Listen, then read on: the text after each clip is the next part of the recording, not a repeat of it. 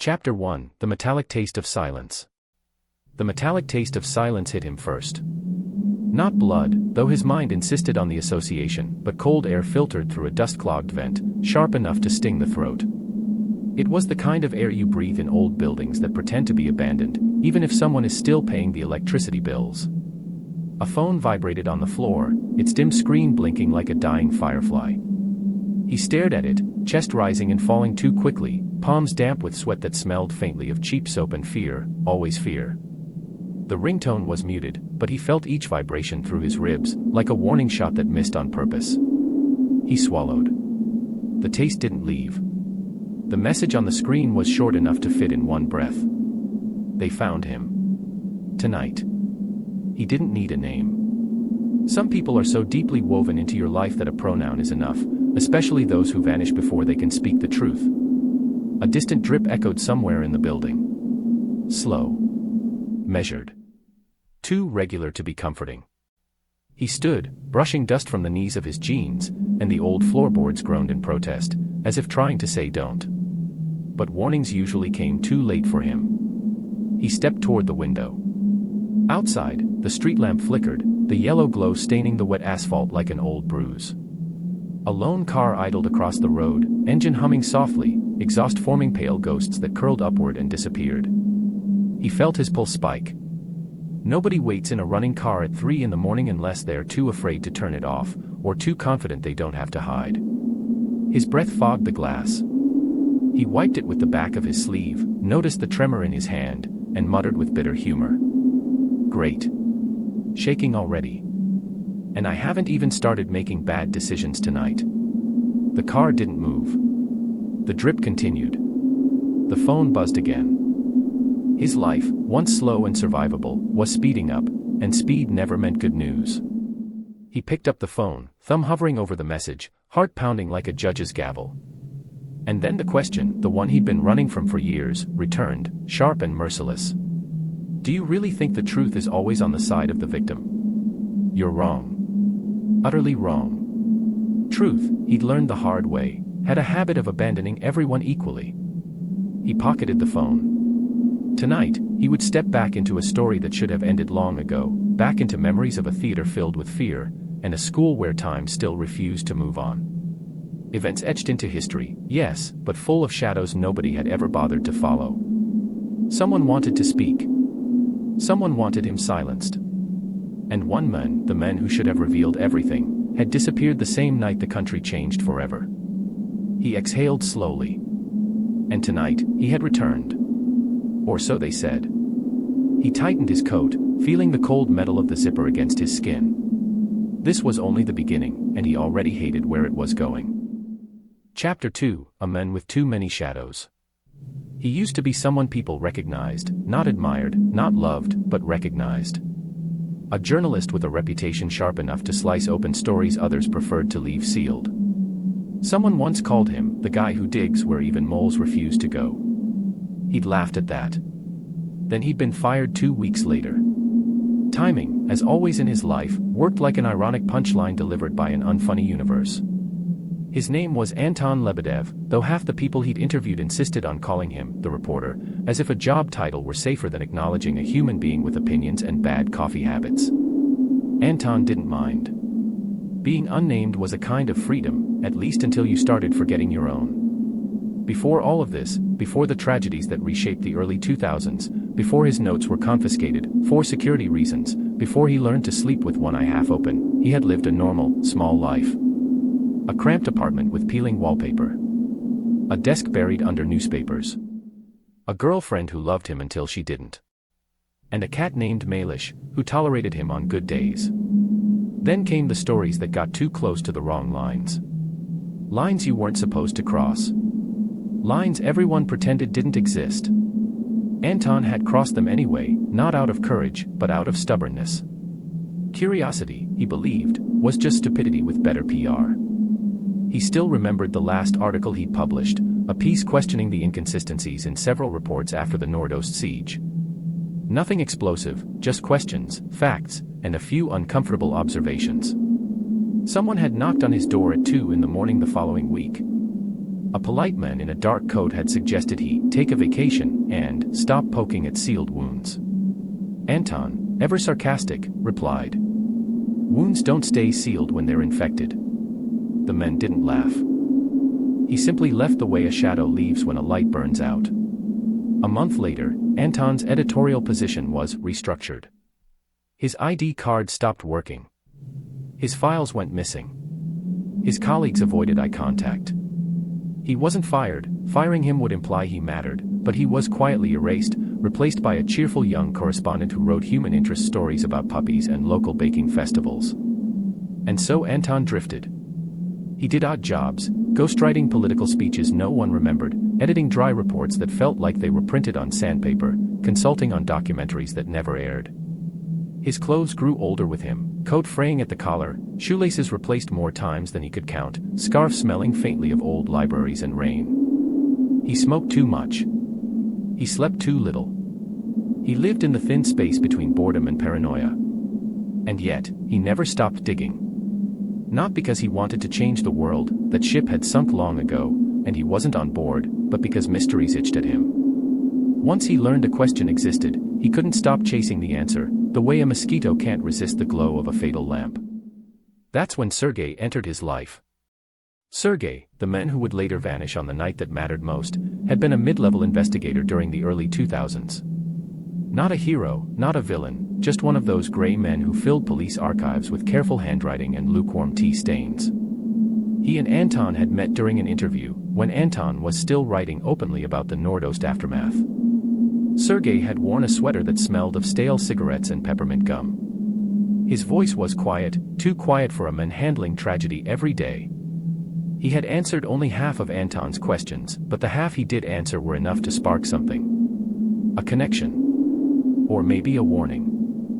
What made Sergei unforgettable wasn't what he said, but how he looked at Anton, as if trying to measure what the journalist already knew and how far he was willing to go. Later, much later, Anton realized something strange. Sergei always paused before answering questions about missing evidence. As if someone else were listening. As if someone else might not approve. Life went on, as it tends to. Until it didn't. Then one night, Sergei vanished. No dramatic chase, no official statement, no funeral. Just a man swallowed by silence, leaving behind rumors, an unfinished confession, and a voicemail that ended with heavy breathing and the sound of a door creaking open. Anton had tried to forget all of this. He really had. But forgetting was never his talent. He carried Sergei's shadow the way some people carry old injuries, quietly, painfully, inevitably. And now that shadow was calling him again, waking him at 3 in the morning with cryptic messages and the hum of a suspicious car outside. He rubbed his temples, trying to calm the headache blooming behind his eyes. "You disappear for years," he muttered to the empty room, "and suddenly you're back. Just like that. Come on, Sergei. At least pretend to respect my sleep schedule." Of course, the room didn't answer. Rooms rarely do. But Anton felt it, that old, familiar pull. The sense that something he once buried was clawing its way back to the surface. He knew what that meant. A story was beginning again. And he hated himself for stepping into it. He grabbed his coat, checked that his recorder still worked, and slipped out into the night, the shadows following him like stray dogs that had finally found their owner. Chapter 3, Ghosts of the Theater. The archives building smelled exactly the way forgotten tragedies always seem to. Dust, old carpet, and a hint of bureaucratic despair, the kind that seeps into the walls when too many people have tried to hide too many truths in too few boxes. Anton hated this smell. It reminded him of all the stories he once thought he could fix. He signed in under a fake name, not because anyone was looking for him, but because old habits die harder than old journalists. The security guard barely looked up, absorbed in a crossword puzzle that seemed to be defeating him one square at a time. Anton glanced at the paper and saw the clue. A word meaning truth. 6 letters. He smirked. "Good luck with that one," he whispered. The guard grunted without lifting his eyes. Anton made his way down a hallway lined with flickering fluorescent lights. Each light buzzed with uneven intensity, like a swarm of dying insects arguing over who should pass away first. Shadows stretched long across the linoleum floor. His footsteps echoed, soft but definite, a reminder that, in places like this, silence wasn't calm, it was complicit. Room 13 was waiting for him. Of course it was 13. Fate had a comedian's timing. The door scraped open with a reluctant groan. Inside, metal filing cabinets lined the walls like soldiers too tired to stand straight. On the central table lay a dozen boxes labeled with faded handwriting, dates written as words, notes scribbled in margins, the kind of labeling assistants used when their bosses warned them not to draw attention. Anton ran a finger along the nearest box. Dust clung to his skin like ash. 1979. Wrong box. He pushed deeper into the shelves, searching for the early 2000s.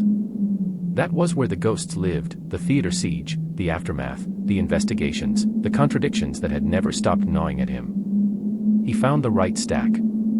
His heart thudded once, hard. Nord-Ost, statement transcripts. Written in cramped, hurried handwriting. Someone had probably labeled it in a rush, maybe even in fear. He pulled the box toward him, ignoring the cold metal edge digging into his palms. Papers slid inside, some crisp, some yellowing, some clearly photocopies of photocopies, their letters fading like memories worn thin. At the very bottom, half buried under reports, he found a folder marked with a different pen. Newer ink. Different handwriting. And initials, SK. Sergei's. The air felt suddenly heavier. He opened the folder slowly, like peeling back an old bandage and bracing for whatever infection lay beneath. Inside were notes, short, fragmented, rushed. A list of questions. Crossed out lines. A timestamp written in words, not numbers. And one line underlined twice. Witness contradicts official timeline, check again before talking. Anton frowned. The handwriting looked tense, pressured, the loops smaller than usual. Sergei had always written neatly, with the calm precision of a man trying to convince himself he had control. These notes told a different story, one where control had slipped through his fingers like sand. He leaned closer. Another line, half scratched out but still legible. Someone entered the theater earlier, unidentified. His stomach tightened. He felt the building's silence pressing against his eardrums, as if listening too. He read on. Another note. They told us not to include witness 4's statement. Then a darker one. If anything happens to me, Anton will know where to look. He froze. He didn't recognize the handwriting of fate often, but this felt like a hand reaching at him from the past. Someone coughed behind him. Anton whipped around so fast his chair screeched. A man in an ill-fitting suit stood in the doorway, hands tucked behind his back. Middle-aged, tired eyes, posture too stiff to be natural. The type of man who looked like he'd been pressed out of a mold-labeled government standard employee. "You're not supposed to be here," the man said. Anton forced a casual tone. "Funny, I was about to say the same thing." The men didn't laugh. They rarely did. "That section is closed." Anton gestured at the door behind him. "Security let me in." "No," the men said calmly. "Security simply didn't stop you." There it was, the kind of line delivered with the precision of a surgeon who'd grown tired of saving people. Anton closed the folder, keeping it under his palm. The man stepped closer, his shoes clicking softly, too softly. Soft shoes meant caution. Caution meant knowledge. Knowledge meant danger. "What exactly are you looking for?" he asked. Anton smiled thinly. "Old memories. Terrible ones. But nostalgia hits everyone differently these days." The man's eyes sharpened for a moment, the only hint of emotion so far. "I recommend," he said, "that you stop looking." "Why?" "Because the past doesn't appreciate being disturbed." Anton chuckled nervously. "Yeah, well, neither do the living." The man leaned slightly closer. Just enough to lower his voice. "You're digging into things that were buried for good reasons, Mr. Lebedev." Anton's pulse spiked. The room felt colder. He hadn't used his real name anywhere in the building. Before Anton could form a reply, the man's phone buzzed. He checked it, nodded to himself, and turned away. "Leave the folder," he said without looking back. And then he walked out, his footsteps fading like he had never been there at all. Anton sat completely still for several seconds. The drip of a leaking pipe somewhere down the hall echoed again. Steady. Insistent. Like a countdown. He exhaled, a shaky, humorless breath. "Great," he muttered. "Ghosts, warnings, and cryptic messages. All I'm missing is a dramatic thunderstorm." Outside, thunder rumbled. He closed his eyes. Perfect. Absolutely perfect. He tucked Sergei's notes inside his coat. He didn't know it yet, but this small act, a simple refusal to leave the past untouched, would pull him into a labyrinth where every exit led deeper inside. And somewhere in that labyrinth, someone was already waiting. Chapter 4, The City That Forgot. Moscow at night always carried two different smells, depending on which street you walked down. On some corners, the polished ones, where luxury cars slept under the warm glow of expensive lamps, the air tasted like perfume, leather, and old money pretending to be new. A few blocks away, the smell shifted to wet concrete, fried dough, gasoline, and a tired despair that clung to apartment stairwells like mold. Anton walked between these worlds the way a stray dog crosses districts, unnoticed, unwelcome, and too curious for his own good. Cold wind tugged at his coat as he stepped out from the archive building. The streetlights cast thin halos on the slick pavement. His fingers brushed the hidden folder inside his jacket, the outline warm from his body heat, though he swore it felt heavier than paper had any right to be. He headed toward a cafe that stayed open at ungodly hours, one of those places where the tables always wobbled, the barista always looked half asleep, and the radio played songs recorded before Anton was born. Places like that didn't ask questions. They didn't care who you were or what shadows followed you. Perfect. He pushed the door open. A little bell chimed with cheap enthusiasm. Inside, a couple sat in the corner fighting in whispers. The waitress stared blankly at a crossword puzzle, another one about truth. Moscow was apparently in a philosophical mood tonight, and a man in a leather jacket snored gently into his cup of tea. Anton took a seat by the window, ordered the kind of coffee that stripped enamel off teeth, and laid out Sergei's notes. He read them again, letting the words settle, letting the unease sharpen into clarity. Witness contradictions. Unidentified person entering the theater early. Omitted statements. And that line addressed to him, the line that made his stomach knot. He pinched the bridge of his nose. The memories came back like a slow bleed. He remembered interviewing survivors years ago, the tremble in their voices, the pauses they took before answering questions that seemed harmless. The inconsistencies weren't huge, nothing conspiracy-worthy. But enough to feel like loose threads woven into a tapestry nobody wanted him to touch. Facts weren't missing. They were rearranged. Like someone had swept the truth into a different corner. Tonight, he decided to revisit someone he trusted, or at least someone who tolerated him. Her name was Dasha. She had been a young volunteer during the aftermath of the theater siege, helping gather testimonies. Back then she'd worn oversized sweaters and an attitude bold enough to terrify seasoned officials. Now she ran a small cultural center on the outskirts, a place dedicated to preserving collective memory. Which, knowing Dasha, meant keeping the stories alive so they don't get rewritten. She had always said history had two sides. What happened, and what gets officially remembered. Anton folded the notes. Time to see what Dasha remembered. He reached her center an hour later, crossing from neon-lit boulevards into narrow streets where stray dogs held quiet conferences and street signs leaned at suspicious angles. The building used to be a school. The chalkboard still hung in one hallway, covered in faded arithmetic and childish doodles. The air smelled of chalk dust and old linoleum, a strangely comforting combination. He found Dasha in a room filled with photos pinned to walls. Black and white portraits. Candles. Flowers. Memory didn't need luxury here. It needed honesty. "You look terrible," she said, not looking up from her desk. "Nice to see you too," Anton replied. "Still collecting tragedies like a hobby?" She sighed. "History doesn't archive itself. And someone has to remember.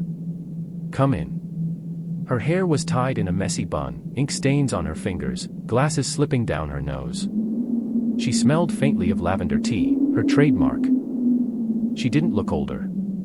She looked heavier, the way people look when they've carried too many stories that weren't theirs.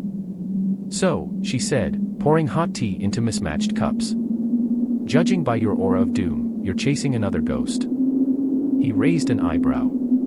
Aura of doom. You always get it when a bad idea starts looking irresistible. Fair enough. He placed Sergei's folder on the table. Dasha's expression changed instantly, a flicker of recognition mixed with dread. Where did you get this? Archives. Room 13. She rolled her eyes. Of course. Classic you. Dasha skimmed the notes, her brow furrowing deeper with each page. This handwriting, she murmured. Sergei was nervous. I've never seen him write like this. You knew him? Anton asked. Everyone knew him back then, she said quietly. He was one of the few who didn't talk in rehearsed sentences. He asked real questions. She closed the folder gently. That's probably why he disappeared. Anton felt a cold knot tightening in his chest. He tried to lighten the mood. Well, in that case, I should have vanished years ago. Dasha gave him a look. You're too annoying to disappear. Thanks, he muttered. I think. She tapped the folder. These notes, they point to something. But I don't know what. Anton leaned forward. What about the omitted statements? The unidentified person entering early. That rumor wasn't new, Dasha said.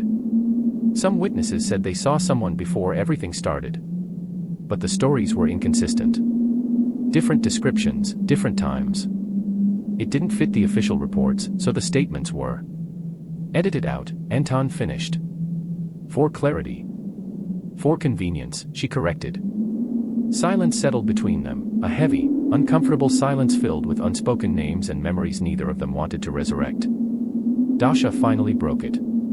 Anton, why now? Why look again? He hesitated. How could he explain the message? The feeling of being watched. The man in the doorway who knew his name. I didn't choose it, he said at last. It came back. Dasha rubbed her temples. Bad ideas usually do. And you'll help me? She snorted. No, then added, but I'll tell you what I can. He nodded. That was enough. More than he deserved. She stood, walked to a bookshelf, and pulled out a slim envelope. There's a woman, she said. Lena. She gave a statement years ago that never made it into any archive. She was honest. Too honest. Where is she now? Far from here. Dasha handed him the envelope. But she'll talk to you. If only to get the weight off her chest. Anton slipped the envelope into his coat. As he reached the door, Dasha said quietly. Be careful, Anton. People who dig too deep into memory tend to get buried in it. He forced a crooked smile. Story of my life. Stepping outside, he felt the cold night air slap him awake. He tightened his coat around him. He didn't notice the silhouette watching from across the street. A cigarette ember glowed briefly. Then vanished. Someone had been listening. And someone wasn't happy. Chapter 5, Beslan's Echo. The train to the south left just after dawn, dragging behind it a thin ribbon of cold morning fog. Anton hated trains, the stale air, the metallic sway, the way every compartment felt like a confession booth no one asked for. But planes were worse, and driving would only make him more paranoid than usual. Besides, trains had something planes didn't, time to think. Which, for Anton, was usually dangerous. He sat by the window, watching Moscow's concrete dissolve into flat fields and skeletal trees. The countryside had a quiet honesty to it, no flashing billboards, no speeding black cars with tinted windows, no bureaucrats giving advice disguised as threats. Just frost, fields, and the rhythm of steel wheels hitting joints in the track. He opened the envelope Dasha had given him. Inside, a single photograph and a page torn from a notebook. The photo was of a woman in her late 40s, sharp cheekbones, tired eyes, and a stubborn tilt to her chin. Lena Sokolova. She'd been near the school in Beslan during the siege, helping evacuate the younger children before everything went wrong. Her original statement, according to Dasha, contained details someone decided didn't belong in any official file. Anton read the torn page carefully. Lena had written in uneven, slanted lines, the handwriting of someone pressing too hard, either from urgency or anger. I saw a man near the gym door before the first explosions. He wasn't one of the officers. He wasn't local. He was talking to someone inside the building. When I turned back, he was gone. Anton frowned. The words matched one of Sergei's notes. Unidentified person near the scene. Not confirmed. Not included. He tucked the page away, rubbing his temples. The rhythm of the wheels grew louder, almost impatient. A soft voice interrupted his thoughts. Long trip. Anton looked up. A woman around his age had taken the seat across from him. Worn coat, soft accent, hair tied back tightly. She smelled faintly of antiseptic and mint tea, a scent he'd always associated with hospitals and exhausted kindness. Depends what's waiting at the end, Anton replied. She shrugged. Something is always waiting. Usually not what we expect. Comforting, he said dryly. The woman smiled faintly. I'm a doctor. Being comforting is my hobby. Being realistic is my job. She paused. You look like someone traveling for neither. Journalist, he said. Ah. So you're traveling for trouble. He sighed.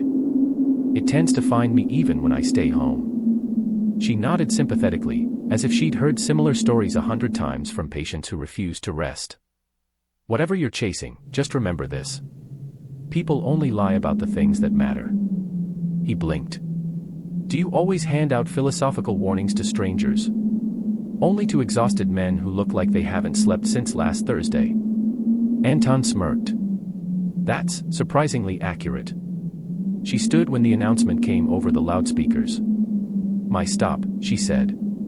Then added lightly, try not to follow ghosts too far. They never walk you back. She disappeared down the corridor. Anton watched her go, wondering why strangers always sensed the things he avoided admitting to himself. By late afternoon, he reached the outskirts of North Ossetia. Snow clung to the roofs of small houses like a resigned blanket. The hills in the distance were chalky, washed in pale winter light. Beslan was quiet. Too quiet. Anton walked through the streets slowly, feeling an uneasy reverence he couldn't express in words. Some towns healed. Others remembered. Beslan did both and neither, caught between scars and survival. He found Lena's house easily. A modest brick building with a sagging gate and a porch swept clean of snow. Someone here cared about small order in a world that had lost the big kind. He knocked. A lock clicked. The door opened by a cautious inch. Yes, a woman's voice asked. Lena Sokolova, he said. My name is Anton Lebedev. I'm a journalist, she finished, as if she'd been expecting the label.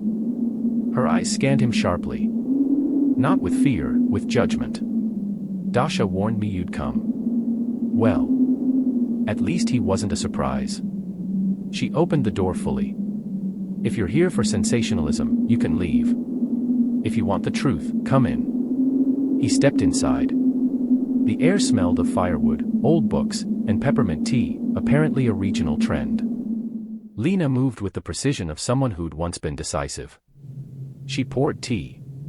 Sat opposite him. Folded her hands. Waited. Anton placed the notebook page on the table. Her jaw tightened. You wrote this, he said softly. But no one ever used it. No, her voice held equal parts bitterness and resignation. They didn't. Why? She met his gaze. Because truth and comfort rarely live in the same room. And after what happened here, people wanted comfort. Anton hesitated. What exactly did you see? She closed her eyes briefly, not in fear, but in recollection. I was near the gym window that morning, she said. Trying to help children out through the cracks when the negotiations stalled. I saw a man near the doorway. Not one of ours. Not one of theirs. He didn't belong. Describe him. Tall. Gray coat. Gloved hands. He was speaking into something, a radio or a phone, I couldn't tell. Then he walked away. Did anyone else see him? A few. But when they gave their statements, those parts disappeared. Anton felt a chill crawl up his spine. "So did you," he murmured. "Your statement vanished too." Lena nodded. "I was told I must have been confused. Stress, fatigue, shock, all the usual explanations people give when they want you quiet." Anton leaned forward. "And Sergei?" "The investigator." Her expression softened. "Sergei believed me. He didn't tell me much, but the way he questioned things. I knew he was troubled by what didn't add up." "He disappeared," Anton said. "I know." Her voice cracked barely, like a splinter in glass. "Good people tend to disappear first." The room fell silent. Outside, a dog barked. Wind rattled the window. The kettle whistled softly on the counter. Then Lena said something that made Anton's blood freeze. "The man you're looking for, the one in the gray coat, he was here again 3 years later." Anton stared. "Here? Why?" Lena swallowed. "He was watching the memorial. He stood there for a long time. I thought he might finally come forward." She shook her head. "But he just walked away. Like he had checked something off a list." Anton's hands grew cold. "Gray coat. Again." His memory flashed, the figure outside Dasha's center. Cigarette ember. Watching. He forced himself to breathe. "What do you think he wants?" he asked quietly. Lena looked at him with a strange mix of pity and warning. "I think," she said slowly, "that he wants the story to stay buried. And if you're digging it up," she exhaled, "then you need to understand what kind of ground you're standing on." Anton managed a hollow laugh. "Dangerous ground?" "No," she said. "Holy ground. And that's much worse." He didn't have a response to that. He didn't need one. Because somewhere deep in his chest, beneath the sarcasm, beneath the exhaustion, he felt it too. Something ancient. Heavy. Unforgotten. And he knew, with cold certainty, that he had just stepped into the part of the story where every answer would hurt. And every question would be a doorway he might not return from. Chapter 6, The Men in the Gray Coat. The road back to the train station stretched long and silent, the kind of silence that didn't comfort, it coiled. It slid into the space between heartbeats. It waited. Anton walked with his hands buried deep in his pockets, Lena's words looping in his mind like an old recording stuck on repeat. He was here again. Watching. The wind stung his cheeks. The sky dimmed to a cold violet. Far off, mountains hunched like old giants who'd given up trying to stand straight. Beslan at dusk felt suspended between worlds, half in memory, half in the present, neither offering refuge. He stopped by a rusted bus stop sign, rubbing warmth back into his fingers. A bus pulled up with a soft hiss of brakes. Only 2 people got off, a grandmother carrying a basket of apples, and a man in a gray coat. Anton's breath caught. Not because of the coat, plenty of people owned coats. But because the men paused the moment he stepped onto the pavement.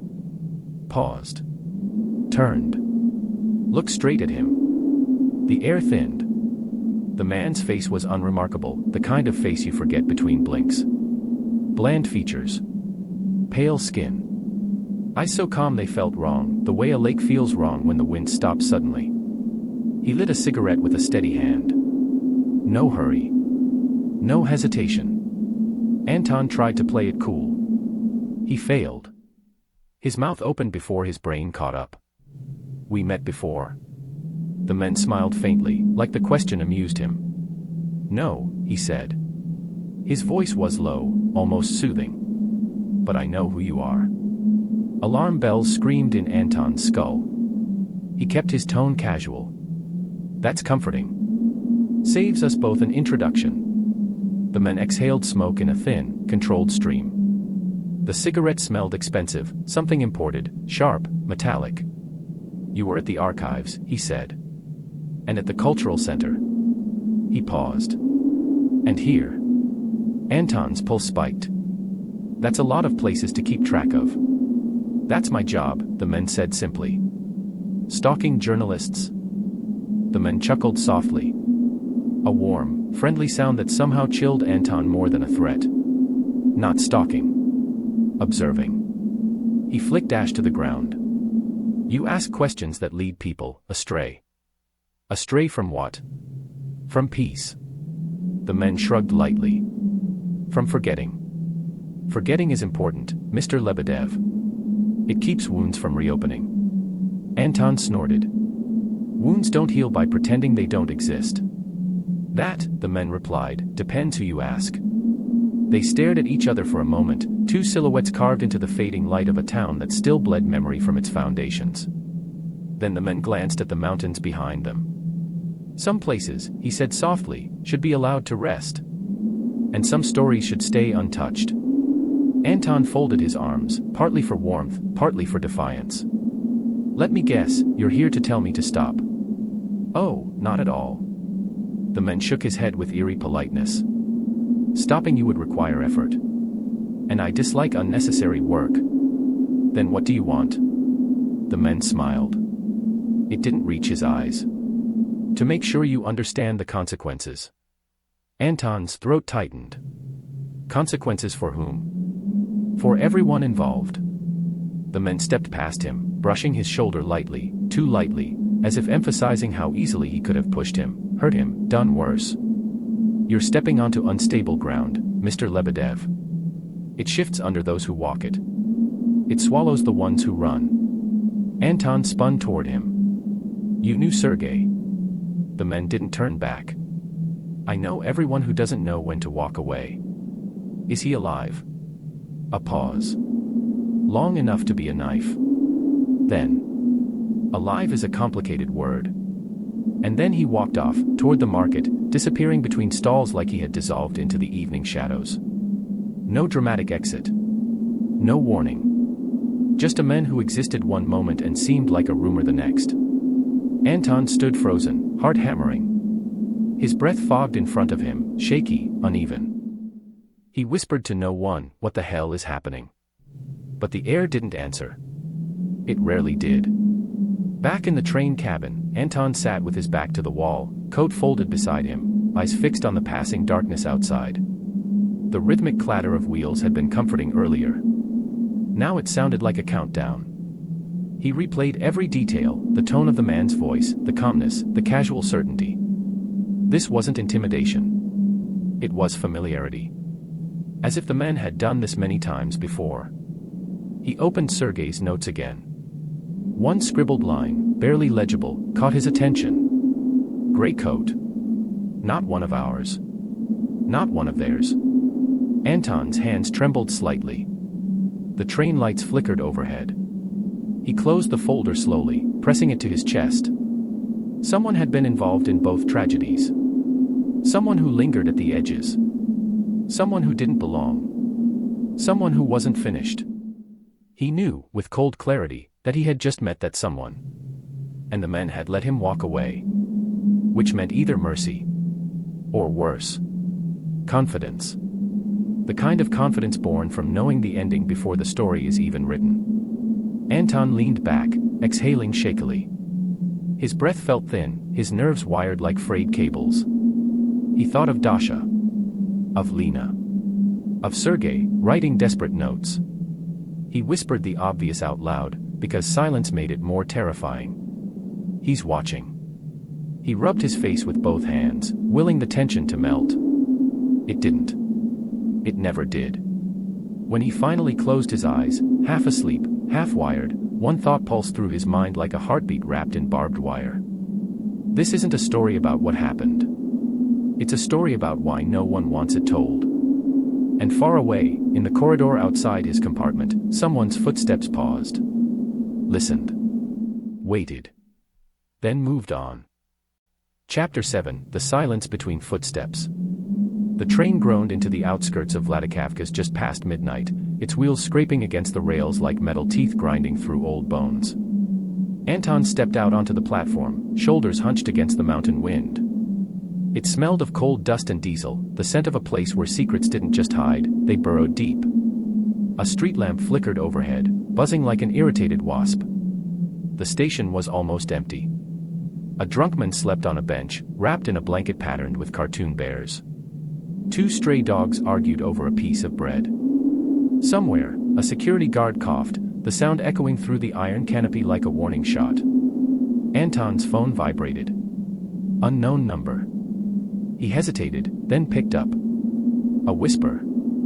Faint. Metallic. Like someone speaking through a fan. Don't let them see you. Then static swallowed the voice whole. The call ended. Anton looked around sharply. The empty station suddenly felt crowded with unseen eyes. A gust of wind lifted a newspaper page, slapping it against his shoe. He peeled it off. Headlines from years earlier stared back at him. Grainy photos. Crying families. Ashen walls. The past had a strange way of waiting for him. He checked into a cheap roadside motel, the kind of place where the wallpaper peeled like dead skin and the receptionist didn't bother asking for ID. He just pointed at the list of rules taped to the wall. No visitors after dark. No loud noises. No questions. The last rule, Anton noted, was highlighted in red. The receptionist smelled faintly of onions and cigarette smoke. His eyes had the dull, glazed look of someone who'd stopped expecting the world to improve. He handed Anton a key attached to a thick wooden block, as though they didn't trust guests not to steal it. Room 7, the man muttered. If you see a cat inside, don't touch it. It bites. Is it yours? No, the man said. It just lives here. Anton nodded in the universal language of I don't care as long as it doesn't assassinate me in my sleep. Room 7 was cleaner than expected, which wasn't saying much. The bed sagged in the middle. The radiator clanked like it was haunted. The TV showed static even when turned off. Anton locked the door. Double-locked it. Then shoved a chair under the handle, because paranoia at this point wasn't just justified, it was practically required by law. He spread Sergei's notes across the rickety table. Red ink. Smudged fingerprints. Sentences that broke off in the middle, as if written in a hurry or fear. One page stood out, dated with shaky handwriting. Someone followed me from the station. No idea who. Gray coat again. Anton swallowed hard. The coat. Always the coat. Like a shadow people noticed only after it was gone. He reread the passage twice, then 3 times. The pattern was forming, just unclear enough to be maddening. Then he noticed another line, faint, almost erased. Not police. Not militants. Something else, between. He felt a pulse of cold run down his spine. Between. Between what? Men didn't simply exist between. They belonged to something, state, group, faction. But this was different. This was someone who drifted in the cracks of history like smoke no one could trace. Anton shut the folder and leaned back, rubbing his eyes. He needed sleep. He wouldn't get any. He must have drifted off without realizing it, the exhaustion hitting like a hammer. When he woke, it wasn't gentle. It wasn't slow. It was because someone was walking in the hallway. Slow. Measured. Footsteps too careful to be casual. Each step paused outside his door. Then moved on. Then came back. Anton held his breath, every muscle tight as piano wire. He'd grown up on stories like this, men who knocked, entered, and left only silence behind. But hearing the real thing, the sound of a stranger on the other side of thin wood, brought a new kind of terror. He got up silently and approached the door. He pressed his ear against it. Nothing. No breathing. No shifting. Just the hum of the weak hallway bulb. He cracked the peephole cover. The hallway was empty. He let out a shaky exhale. Then froze. Because now there was a sound. A scrape. Coming from inside the room. The closet door. Very slowly. Very softly. Moving. Anton stepped back. His hands trembled. He grabbed the nearest object, a plastic lamp, weaponized only in the sense that it could annoy someone if thrown hard enough. The closet door creaked open. Something moved inside. Anton raised the lamp. A cat emerged. Gray, fluffy, with one ear missing, eyes burning with the judgment of 1,000 ancestors. It meowed at him with the disdain of a creature that believed itself above rent-paying mortals. Anton exhaled the longest sigh of his life. His knees nearly buckled. "Great," he whispered. "I'm being hunted by a philosophy-themed ghost and a cat with abandonment issues." The cat blinked. Twice. Then walked to the bed and sat down like it owned the place. Anton collapsed into the chair, laughing softly out of sheer adrenaline relief. But the relief lasted only seconds. Because his phone buzzed again. A text this time. Another unknown number. 5 words. "You're not alone tonight." The cat hissed at the screen. Which, Anton realized, probably meant it had more survival instincts than he did. He looked at the message again, stomach turning to stone. Someone was nearby. Someone who wanted him to know it. He lowered the phone slowly, whispering into the cold, stale air. "Then come out and say it." But no one answered. They never do. Not the ones who already know exactly how the ending will go. Chapter 8, Echoes in the Walls. Anton barely slept. When dawn finally crept in, thin, pale, apologetic, it found him sitting in the same chair, eyes gritty, heart pounding every time the floorboards groaned. The cat had claimed the bed, snoring softly, blissfully unconcerned with mortal affairs. Outside, a truck rumbled past the motel, shaking the thin window panes. The world was waking up. Anton wasn't sure if he had even closed his eyes. He stood, stretched stiff limbs, splashed water on his face, and stared into the cracked mirror. The reflection looked like someone halfway between illness and revelation, shadowed eyes, stubble, and a tension in the jaw that never fully relaxed. "Congratulations," he whispered to himself. "You've officially become that paranoid journalist your editor warned you about." The cat yawned loudly, unimpressed. He packed up Sergei's folder, hesitated, then tucked it under his jacket. Not safe in a bag. Not safe anywhere, really, but close to his chest felt marginally less suicidal. He stepped into the corridor. It was empty. Like the night had swallowed everything, footsteps, whispers, intentions. Downstairs, the receptionist sprawled in his chair, reading a local newspaper from the previous week. He didn't look up until Anton cleared his throat. "Room key," Anton said. "Getting breakfast?" the man asked, voice thick. "Something like that." The receptionist gave him a long, searching look. "Strange noises last night." Anton stiffened. "From my room." "No," the man said. "From the hallway." Anton's blood ran cold. "Did you see anyone?" The man shook his head. "Camera's been broken for years. Nobody fixes things that don't make money." He leaned in. "But I heard steps. Slow. Careful. Like someone trying not to wake the dead." A poor attempt at humor. Or maybe not. Anton thanked him and left. As he walked outside, the morning cold slapped him awake. A stray newspaper drifted across the parking lot, catching on his shoe. The same headline as last night's scrap, almost mocking him. 10 years on, questions remain. They always did. He headed toward the old investigative center where one of Sergei's notes mentioned a contact, a retired officer named Mikhailov. The building once housed a regional task force, long shuttered now. Budget cuts. Reassignments. Files moved or lost. Or buried. It stood at the edge of town like a relic refusing to collapse out of spite. Concrete stained by rain. Windows cracked. A faded emblem peeling from the door. Anton knocked. Nothing. He knocked again. Still nothing. He twisted the handle, and it opened with a soft click. Inside, dust floated in the air like slow-motion snow. Old desks. Abandoned filing cabinets. A bulletin board littered with yellowed papers. The smell of mold and stale coffee. Mikhail. A sudden crash cut him off, something falling deeper inside the building. He flinched, pulse spiking. "Hello," he called out. Silence.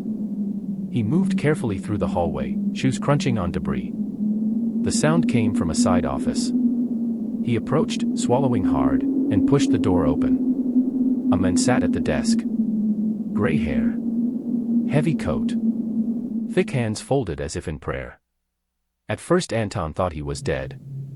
Then the man exhaled, a long, weary breath. "You're late," he said without looking up. His voice was raspy, as though scraped against gravel. "Mikhailov." The man nodded and gestured to the chair opposite him. Anton sat, the wood creaking under him. "You knew Sergei," Anton said.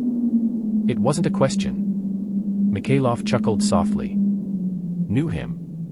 I tolerated him." The man had a death wish tied to a pen. Anton's stomach twisted. "He came to you before he disappeared."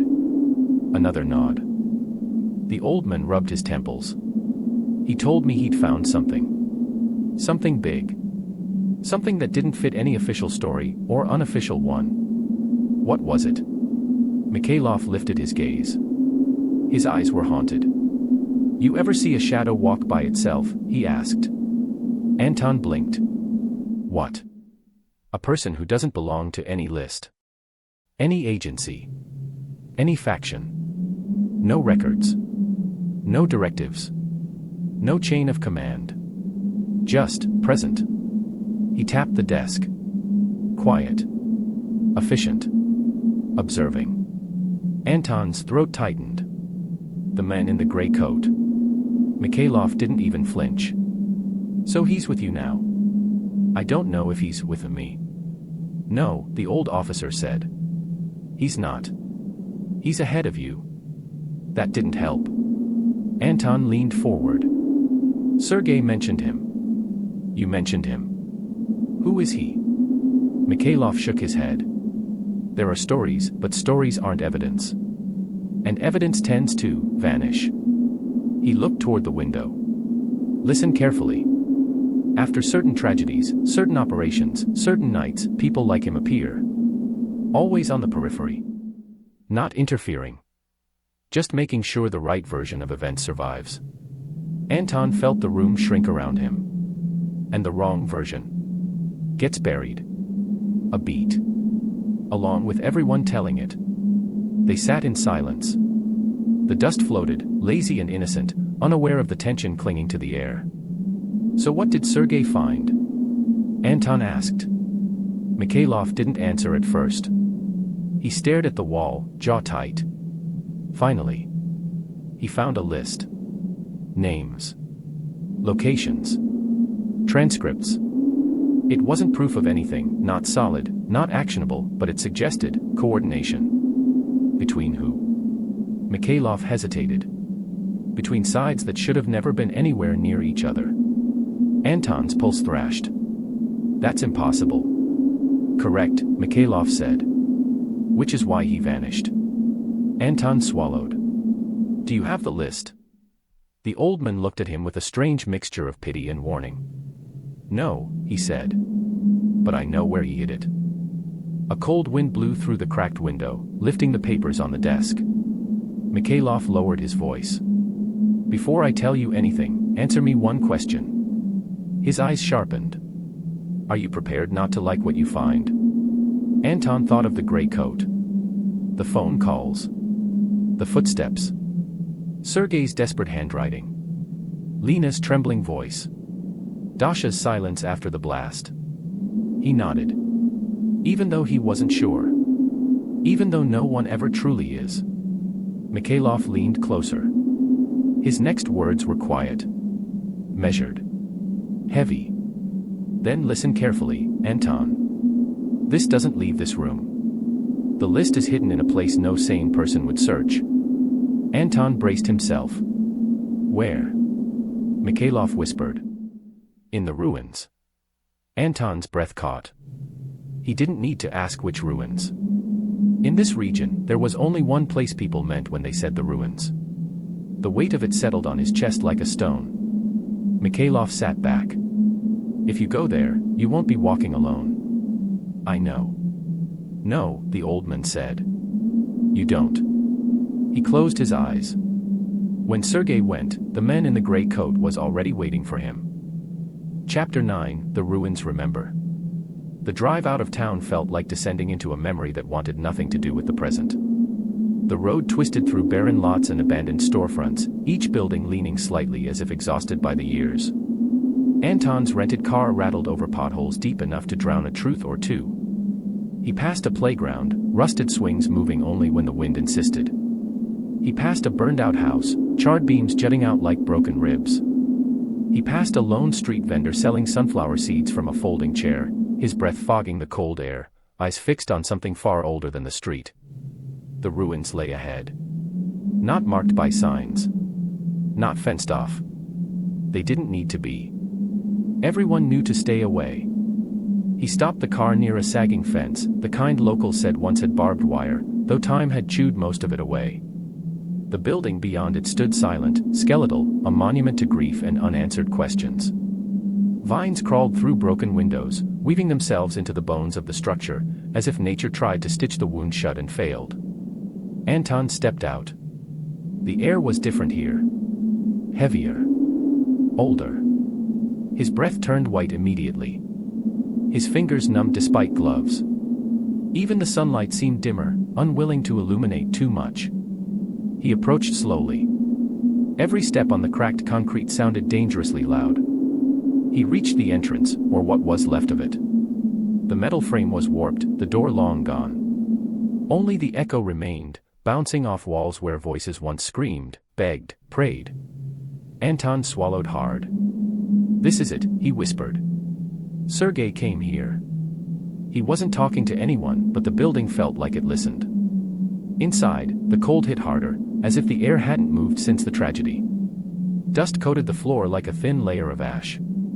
Graffiti covered surviving walls, names, dates, prayers, curses. Candles, melted long ago, clung to corners. Anton's boots crunched softly. One step. Another. Another. His flashlight beam sliced through the darkness, catching on twisted metal, broken chairs, a child's shoe half buried in rubble. His throat tightened. He moved deeper. This wasn't a place you investigated. It was a place you approached like a grave. Every detail felt sacred, fragile, wrong to disturb. But Sergei had been here. Which meant Anton had to be here too. He reached a collapsed doorway that opened into what used to be a hall. Birds fluttered somewhere above, startled by the intrusion. Anton checked the notes. Third corridor. Left side. Behind the wall panel. He found the corridor, narrow, dark, half-collapsed. He crouched, shining the flashlight along the crumbling plaster.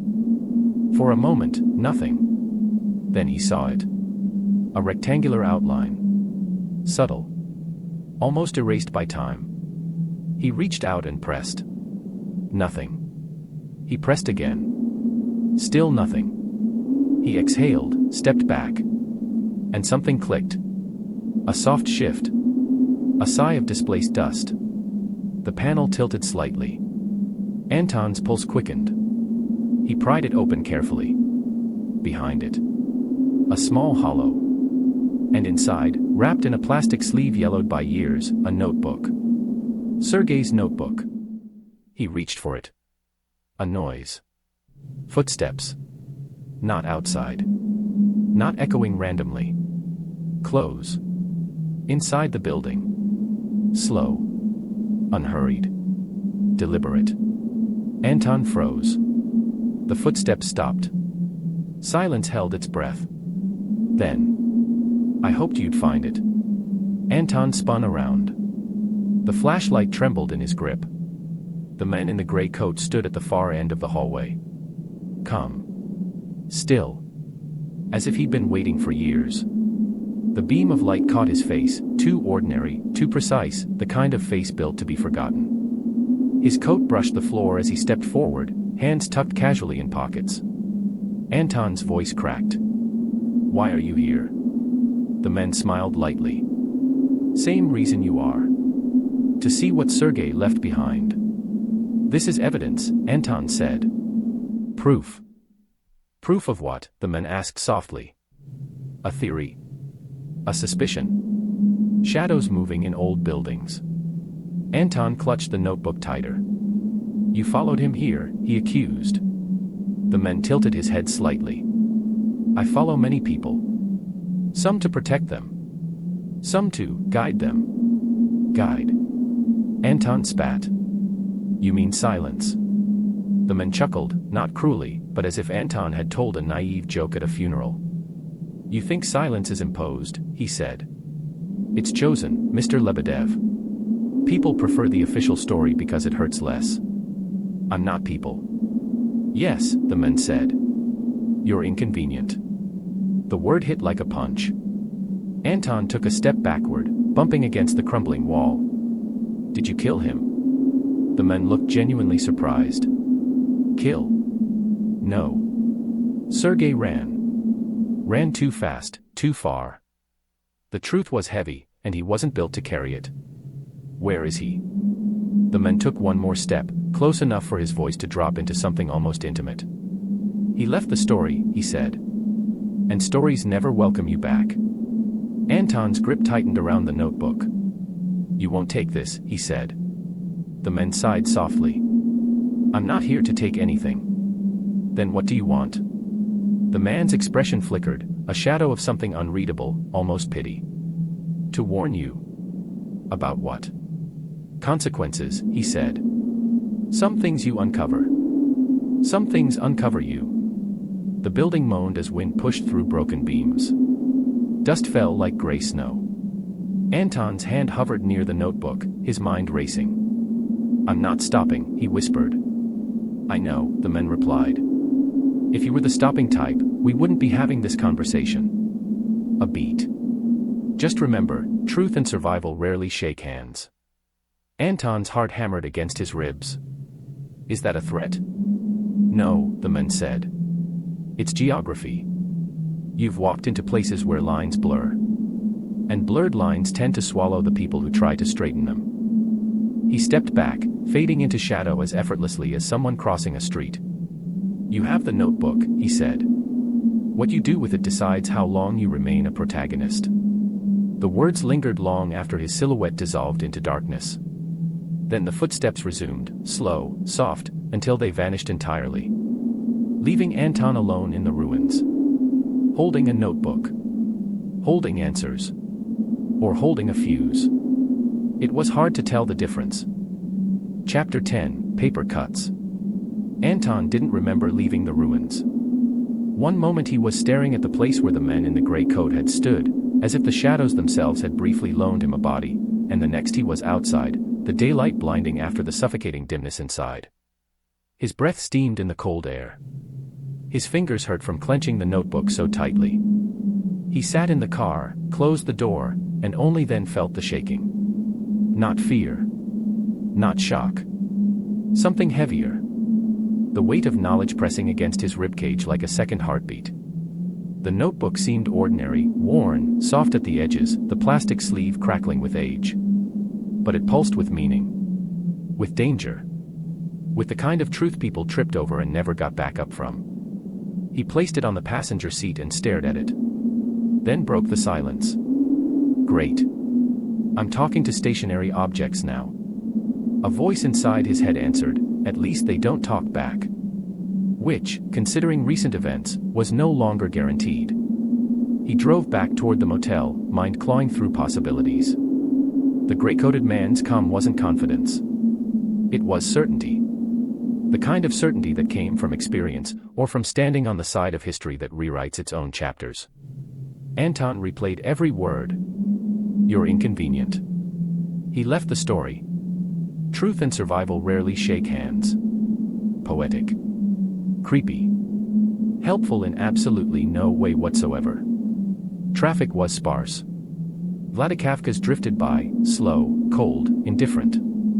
People went about their day unaware of the notebook that could unravel pieces of their past. Or maybe they did know, and chose not to look too closely. Self-preservation wasn't cowardice, it was adaptation. Anton parked near a small cafe that advertised the best coffee in the North Caucasus, a claim only meaningful if you ignored the competition. The place smelled of burnt beans and responsibility avoidance. Perfect. He took a corner table, ordered a coffee he didn't intend to drink, and opened the notebook. The first pages were simple. Handwriting tight, hurried. Dates. Names. Locations. Sketches of buildings. Circles. Arrows. Connections that made sense to Sergei and no one else. But then, halfway through, the tone shifted. The writing slanted. Ink darker. Pressure heavier.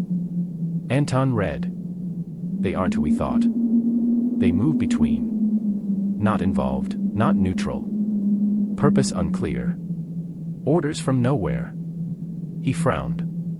The next line. Saw him again. Gray coat. No insignia. Not local. Not federal. Not militant. Watches both sides. Looks bored. A sardonic observation, so painfully Sergei. He flipped the page. More notes. Fragments. Something staged. No, too messy. Someone present but not accountable. Why coordinate if no one claims? Anton's stomach nodded. Coordination without claim. Presence without identity. Actors without allegiance. It didn't point to conspiracy, not a neat one. It pointed to complications. Layers. Oversight. Missteps. Interference. Every tragedy had faults and failures. Human. Systemic. Predictable. But Sergei didn't write about failures.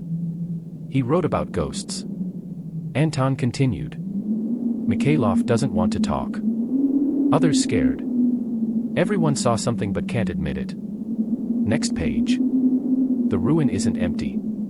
Someone was here last week. Footprints. Cigarette ashes. Anton froze. Cigarette. Imported. Metallic smell. Just like the men in the gray coat. He turned to the final entry. The handwriting jagged. Letters skipping. Sentences cutting off. As if time or fear pressed too close. If you're reading this, I didn't make it. Or I walked away. Or I was made to walk away. Anton swallowed. They won't kill you for knowing. They'll kill you for telling. He felt a coldness in his chest, like a door had opened and winter walked inside. Then the last line, barely legible. Trust only those who lost something. He stared at it for a long time. The cafe noise faded, the clatter of dishes, the hiss of milk frothers, the murmur of conversations that pretended history was simple. Anton leaned back in his chair. The notebook didn't offer answers. It offered questions sharpened into blades. He rubbed his temples. What the hell were you chasing, Sergei? No answer. Only the hum of a refrigerator that sounded suspiciously judgmental. He closed the notebook, slid it back into his jacket, then froze. A man sat at the table near the window. Not the gray-coated one. A different one. Dark jacket. Hood pulled low. Face obscured. But he wasn't eating. He wasn't drinking. He wasn't doing anything except watching Anton. Not blinking. Anton's pulse spiked. He looked away. Counted to 3. Looked back. The table was empty. The chair still rocking slightly. He swore under his breath, stood abruptly, and left a few bills on the table. He stepped outside, chest tight. The street was quiet. Cars passing. A woman carrying bread. A stray dog inspecting a trash can. Normal life. Too normal. Then his phone buzzed. One new message. Unknown number. You're reading it. Anton felt his knees weaken. He typed back with thumb trembling. Who are you? 3 dots appeared. Paused. Disappeared. Reappeared. Then finally. Just someone making sure you don't step on the wrong truth. Anton's breath shook. He typed again. What is the wrong truth? This time, the answer came instantly. The one that gets you remembered. He stared at the screen until the cold numbed his fingers. Then he whispered, to no one. Too late. He turned and walked, notebook pressing against his ribs like a second heartbeat. Every step felt louder. Every shadow longer. He didn't know it yet, but he had already crossed the threshold, the invisible line between journalists who ask questions, and journalists who learn answers nobody wants. And on that line, the ground beneath your feet is always cracking. Epilogue, the space where truth dies. Anton left the cafe with the notebook pressed tight against his ribs, walking as if the pavement beneath him might suddenly vanish. The cold bit into his fingers, sharper than before, more aware. He slipped into a narrow alley, not because he had a destination, but because he needed silence. Silence answered differently today. Every building around him loomed a little closer. Every window seemed to watch. Every shadow leaned in, attentive. He stopped near a graffiti-covered wall and opened the notebook one last time. The pages fluttered in the wind, as though impatient. The names. The dates. The disappearances. The men in the gray coat. None of it formed a clean picture, more like pieces of several different puzzles forced together until the edges tore. Sergei had chased those edges. Anton followed the torn pieces. Now he stood in the middle of a story that didn't belong to him, or maybe didn't belong to anyone alive. A car passed at the end of the alley. Slow. Too slow. Anton lowered the notebook. He knew what came next. Not because he wanted to. Because the men in the gray coat had already told him. Truth and survival rarely shake hands. He closed the notebook gently, as if not to wake anything sleeping inside it. His phone buzzed, one last time. A message. No number. No signature. Just 4 words. Leave the ruins alone. Anton exhaled. Cold mist escaped his lips.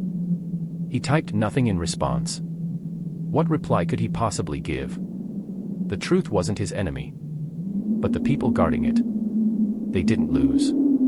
He walked toward the main road, feeling the city return to life around him, market sounds, hurried footsteps, laughter, the clank of a metal gate. All the noises that made it easy to pretend history was a closed book. And for most people, it was. He glanced at the notebook again, this fragile, mortal thing that held questions carved in fire. He had 2 choices. Both dangerous. Both irreversible. Expose it. Or hide it. He felt the pages under his thumb. The weight wasn't physical. It was moral. It was legacy. It was burden. He tucked the notebook inside his coat, zipped it up, and whispered to himself. Sometimes truth disappears with the ones who chase it. He stepped into the crowd. And vanished among them. The alley grew quiet. The wind stilled. Somewhere not far away, a man in a gray coat paused, lit a cigarette with practiced calm, and watched Anton go. No hurry. No fear. Just the quiet certainty that every story ends eventually. Some with words. Some with silence. And some with the soft closing of a notebook. The end.